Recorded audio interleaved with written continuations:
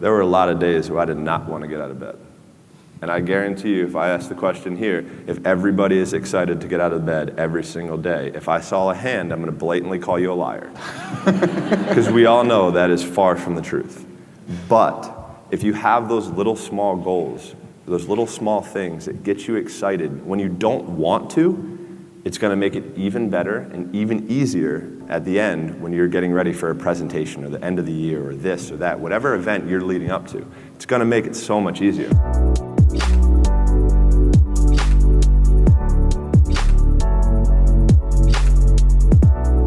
When I said I wanted to win 8 gold medals, basically half the people in the swimming world thought I was absolutely crazy and nobody could ever do something like that. But for me, I was somebody who believed in it and somebody who believed in the process of getting there. I knew it wasn't going to happen overnight, like I said before, but every little small thing that we did was a small stepping stone in order to even be able to have that chance and that opportunity to do what I did in 2008. So, when I say from 2002 to 2008 was basically trial and error. So for me, in 2002, that's really when I started amping up my event schedule, where I was swimming 4 to 5 individual events and having a couple relays at Pan Pacs, World Championships, major international competitions throughout that time frame. Because at that time, at the Olympic Games, that's that's where I think the real truth comes out. Because I think there are a lot of people who are very talented who can make it there.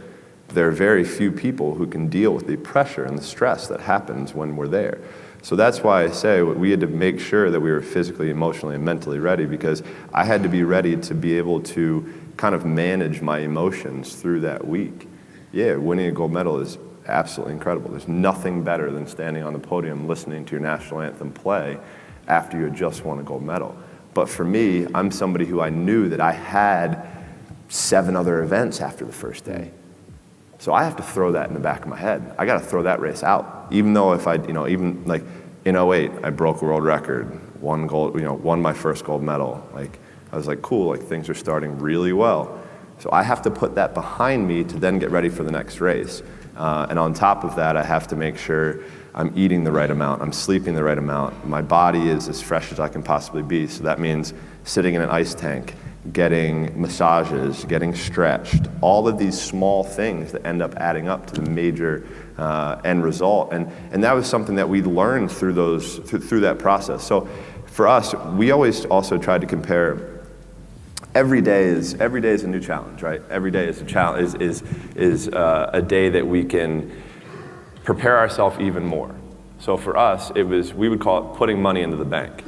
So at the end of the year, when we had a major international competition, we could withdraw that money that we had saved throughout the year.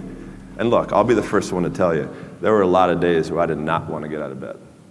And I guarantee you, if I ask the question here, if everybody is excited to get out of bed every single day, if I saw a hand, I'm going to blatantly call you a liar. Because we all know that is far from the truth.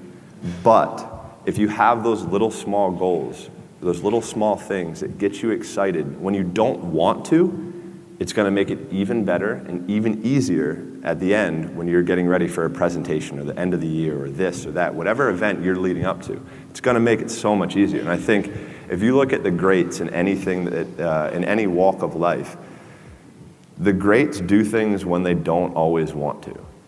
And that's the separation. For me, that's what I've found. Because I can sure as hell tell you that there were days where I hated my coach.